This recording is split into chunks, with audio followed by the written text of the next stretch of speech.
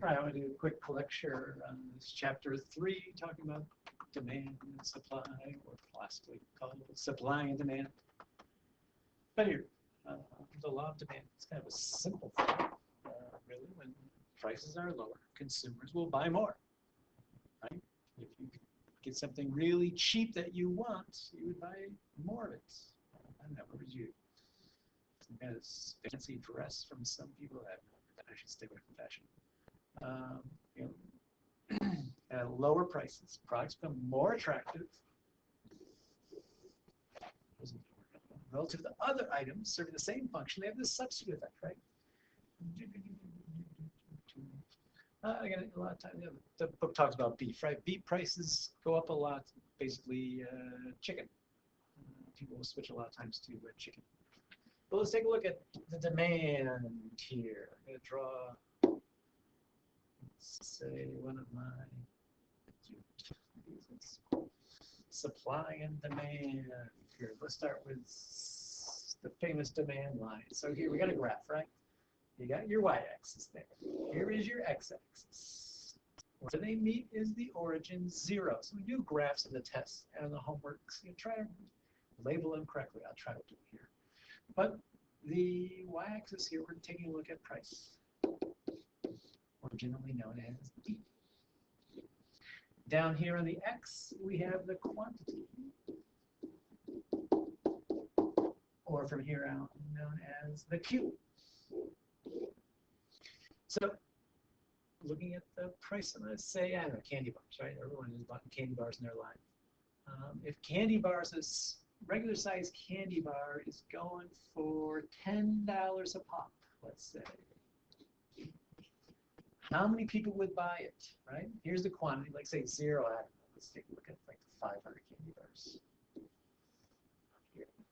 At $10 price, not many people would buy it. Let's say like there's a few chocoholics, right? So at $10 here, I don't know, we get about 5 or 6 people here buying chocolate bars, right? Who can afford a $10 candy bar? But if the price goes down, let's say it goes down to $7, then it becomes a little more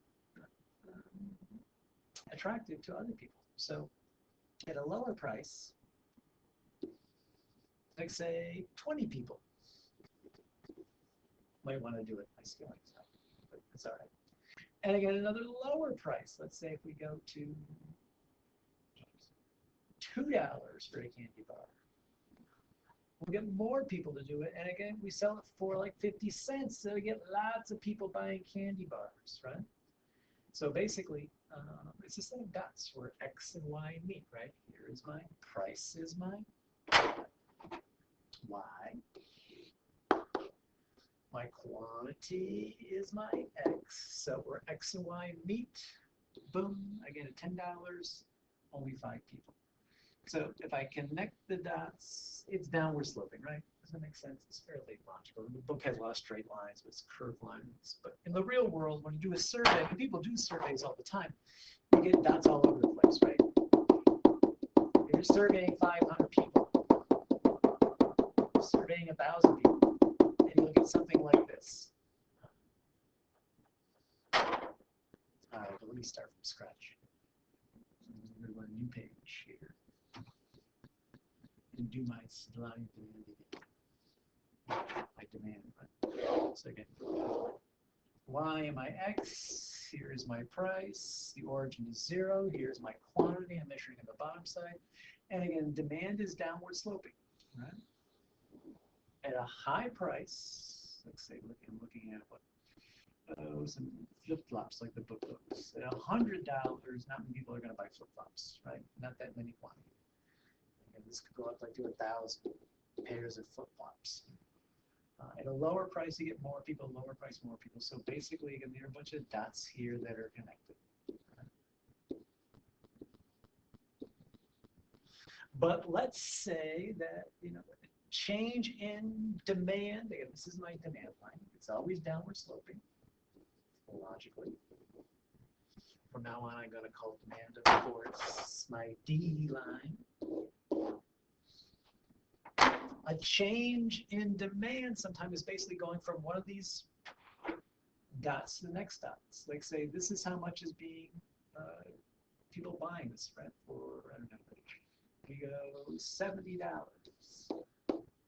But say there's another flip-flop company comes into building a big factory, and then they are producing a lot more at a cheaper price, right? That is just a change in demand, where again, this other price comes up at like say $30. Scaling's way off. You get the idea. That would be just a change in the line. Sometimes, though, the whole demand will shift. For example, let's take a look at the book does. They talk about beef prices. I do a new one because I can draw graphs all day long. Quantity, 0. Price here. Let's take a look at beef, right? Going for a pound. I don't know what beef goes for a pound, but let's say it's going for, it's $15 a pound, right? Not many people buying it. If it gets cheaper, more people want it produced. Again, this is quantity going up this way.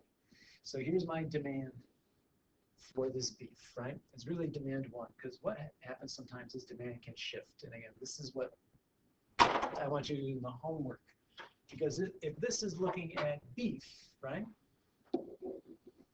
There was an article that came out last year that said that, red meat is really detrimental to your health. And a lot of people start eating a lot less beef. So this was a change in people's taste and preferences for beef. So here, it's not a change of quantity demanded. The whole, it's not a change in demand on the same line. It's the whole line shifted left, or the quantity demanded shifted left. So this, I'm looking at the change in the quantity demanded. Again, back on the one before, this was just a change in demand.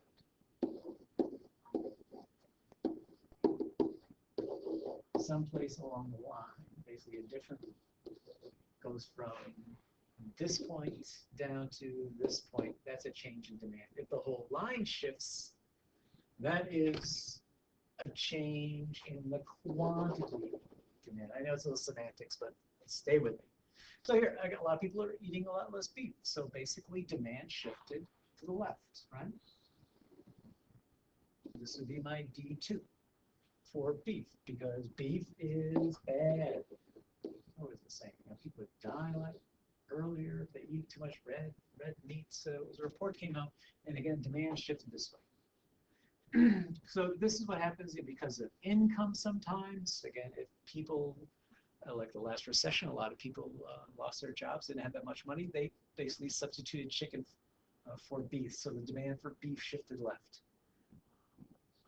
So if people want it more, demand will shift out to the right. Like say, let's look at another. Price, quantity. Here's my demand one here.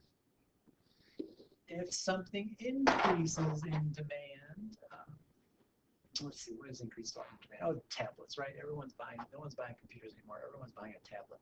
So what happened with tablets is it's a whole change in taste and preferences, right? It's a lot easier to keep that tablet around than hauling around a laptop. So here, demand shifts out to the right if I'm looking at tablets. So this is thinking of a market-based economy. I got a market where people buy and sell things. If I'm a buyer, if more buyers will switch over to tablets, demand shifts to the right. There's a change in the quantity demanded in a positive way to the right. And then basically you get the same thing in supply, right? So here, if I get my price and quantity again, same thing. My 0. Supply is the inverse, of course, to demand, because this is for people, basically this is for sellers, right? If I am producing tablets, again, at a low price, right? Not many people are going to produce tablets because it's not profitable, right? So if I'm just charging, like say, $20 For a tablet, again, this is sellers. There's not many sellers, right, that can make money, probably none, for $20 tablets. Right? The demand would be really high for that cheaper tablet. But again, at a higher price, if we can get, right, like say, $300 for a tablet, you get a lot more sellers here. At around $800 for a tablet, everybody and their mother would be involved in making tablets, right? Because there'd be a lot of profit up there. So again, supply will shift left or right also. Again, it's good. You can do this for your homework too. Again, sometimes there's a change in technology where it's a lot easier to produce things. There's a new breakthrough in computer technology with tablets. So basically, you can make things cheaper. So that would be a change in the quantity supplied. And this would be supply too, where again supply shifts out to the right. A lot of times again with new technology. Actually, I got that wrong. It should be shifting to the right. The new technology.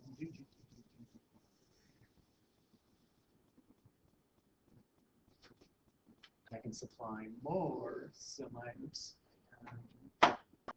do this. My supply shifts out here if I got a new technology. If the price of labor goes up, which may in China, there's a lot of unrest, Lord knows, in the Apple factory over in China. But basically, they raise their labor costs for making these tablets, so they can then supply can shift the other way. So this is the change in quantity supply. The book talks about these different things.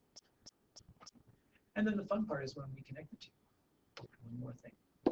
Looking back again at, so let's take a look at chocolate again. I do price, I do quantity. I've got demand. It's downward sloping for chocolate. And then the supply, people selling chocolate bars is the opposite. And then here is where they meet, where we're supply equals demand. This is where the price is found in a market economy, right? It's called equilibrium. I'm going to call it E here. This is my E1, my equilibrium price, because this is the price where supply equals demand. This is where what sellers can sell it for and what people will buy it for. Here is my price one, and here is my how much will be produced, my quantity produced. So this is why I go here all the time, where supply equals demand. That's the equilibrium price. And again, if price is really low for some reason, let's say that some governments do this, they put a control on the price of things. Some governments do it with oil, keep oil really high or really low. But if a government has a price control for oil, because again, supply and demand for oil works the same way, right? You see the oil prices, the gas prices go up all the time or go down in your weekly, at your neighborhood gas store. But here, if my price is right here, right, there's not many sellers. Right?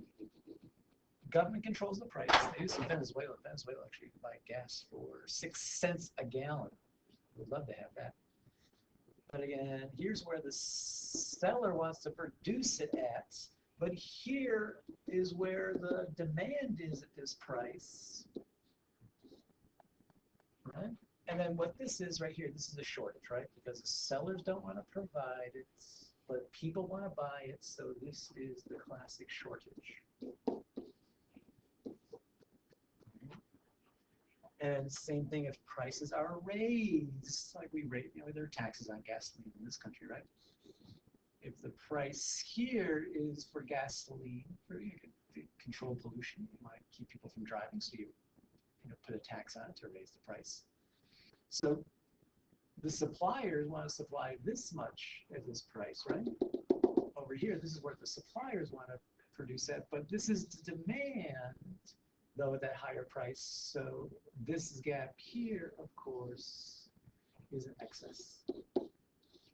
There's more being produced than what people want to buy. But take a look at this. We'll talk about it on Wednesday in class too. But this is the homework. Again, you should try to come up with something, product that you know where demand has changed up or down. Quantity demand has changed, the whole line shifts left or right. And then supply too. Either supply or demand.